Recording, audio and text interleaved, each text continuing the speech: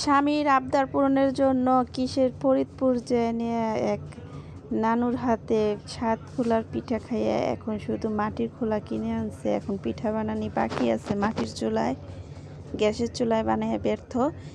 এর জন্য এই যে ব্লেন্ডারে করে নিলে পিঠাটা সুন্দর হয়। ব্লেন্ডার করে নিয়ে তারপরে মাটির চুলায় বাছতে যাব, দেখবো খোলাটা ঠিক হয়েছে নাকি। নতুন খোলা তো এখনও ঠিক করা হয় নাই। তো দেখি, গ্যাসের চুলায় তো ব্যর্থ হয়েছি, এখন দেখি মাটির চুলায় কি ব্যর্থ হই নাকি। তো দেখতে থাকেন সবাই।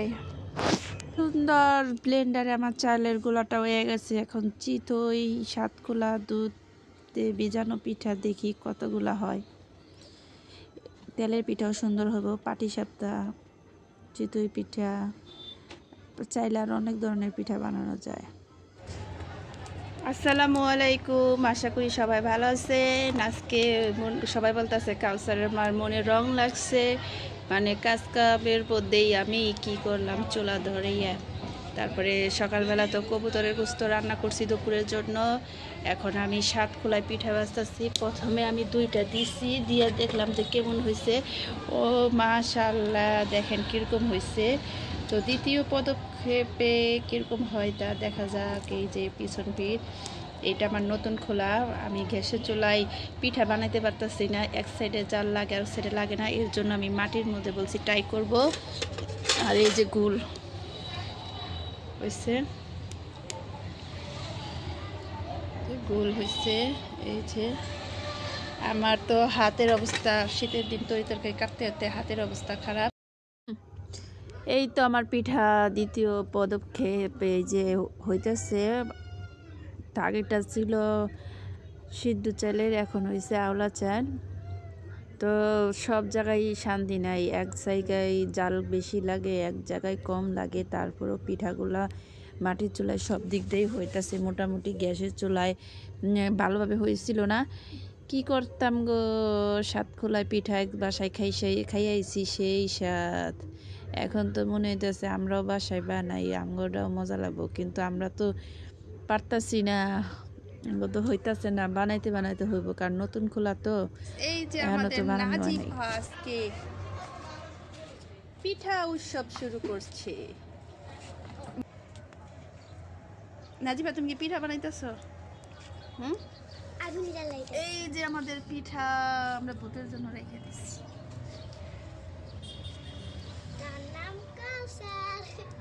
আমি বললাম পিঠা মানে ভূতের জন্য রেখে দিছি, নাজিবা বলতেছে ওই ভূতটার নাম কাউসার। আমি বলতেছি কাউসার আইনা শুনলে ধরে তো দিব দিরা চুলের মুঠি। নাজিফা তো এতক্ষণ আমার এই পিঠা বানানোটা দেখতে পায় নাই, এই মাত্র আসলো, কারণ ওর ম্যাডাম আসছিল। ম্যাডাম তো দুপুরের আগে আসে, আবার এক সময় বিকালে আসে। তো আরও পড়ালেখা বাকি আছিল, কমপ্লিট কইরা আমি আবার বাবিরে বললাম ওরে পাঠা দেন, ওরে ছাড়া আমার ভাল লাগে না, আমার অ্যাসিস্ট্যান্টে পাঠা দেন, আমি এক হাতে ভিডিও করতে পারতেছি না। এই পিঠা উঠাইতে গেলে পড়ে যায়, নাজিফা একটু ভিডিও করব। তো নাজিফার পড়া শেষ, পরে যে ভাবি পাঠিয়ে দিচ্ছে। মাটির চুলায় রান্না করতে গেলেও এটারও একটা পিঠার জালেরও একটা ব্যাপার আছে, বেশি কম কোন সাইড দিয়ে জালটা বেশি লাগে কিংবা লাগে না, তাহলে পিঠা সুন্দর হয়। এই যে এখন বেশি পিঠে জালটা ধরতেছে, কিন্তু এক সাইড দিয়ে কিন্তু জাল লাগে না, খেয়াল করছেন নাকি?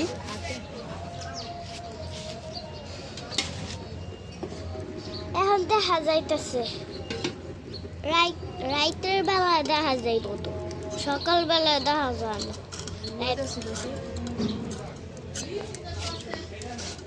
সকালবেলা রাত্রের বেলা বলতে কি বলতে চাইতেছে, দুপুরে যে কবুতরের গোস্ত রাঁধছি রোদের জন্য দেখা যায় না, অন্ধকার লাগছে, গোলা লাগছে, ওইটাই বলতে চাইতেছিল। আমি যদি মোবাইলে ডাকায় তাকায় আসিস দেখা তোমার শুধু উঠবো না। দেখো ভিডিও হইতাছে, একটু ভিডিওই দেখতেছে। দেখছো সুন্দর করে হইছে? হ্যাঁ, সুন্দর করেই হইতাছে, কিন্তু দাঁড়ায় করতে হবে।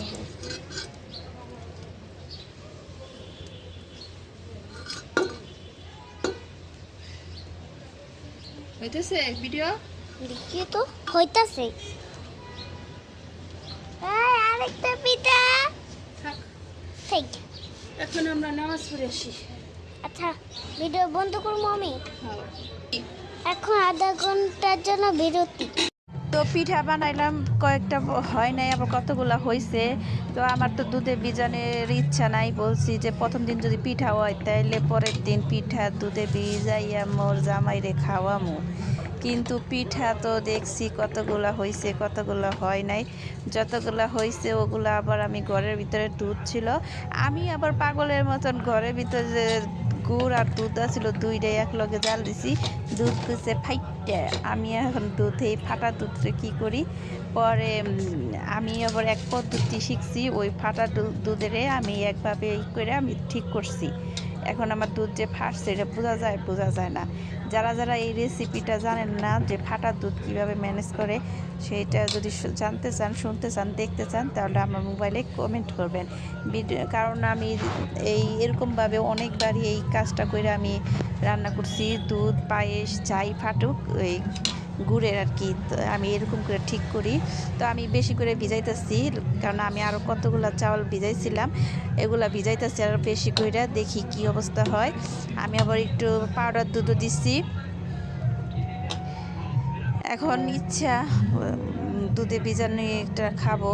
আর আমি কইছি যে আজকে যদি পিঠা সুন্দর হয়, কালকের বেলা আবার আমি পিঠা বানাইয়া দুধে ভিজাবো। তাই এখন দেখলাম পিঠা কেউ খাইতেছে না, কাউসার বাবা দাওয়াত খেতে গেছে, কাউসারও খাইছে সন্ধ্যার সময়, খায় না। ওই যে একটা পিঠা একটু পুড়ছে, ওইটা কিন্তু মাঝখানে একটু পুড়ছে, আমি কতগুলা ফালিয়ে দিচ্ছি মাঝখানেটা, এর জন্য আর কি।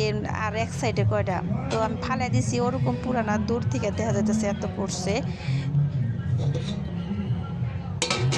কি করার, আর এই পিজা খাই, দেখি কি অবস্থা।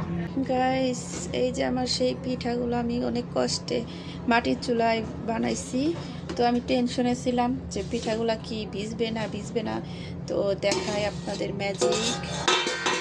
এই যে কত বড় হয়ে ফুলছে, আমার তো জায়গাই হইতেছে না।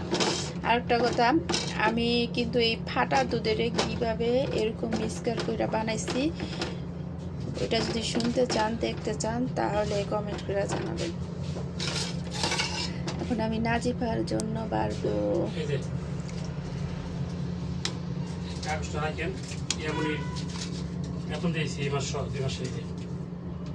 খাইলেন না তো পিঠা, দুঃখ।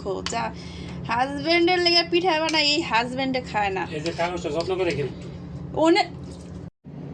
তো আমি প্রথম দুধে ভিজানো পিঠাটা নাজিফার জন্য বাড়ছি, ওই আমার অ্যাসিস্ট্যান্ট, আমার মামুনি, আমার বান্ধবী, ওরই আমি প্রথমে খাওয়াবো। তো ধন্যবাদ সবাইকে, ভালো থাকবেন, আসসালামু আলাইকুম।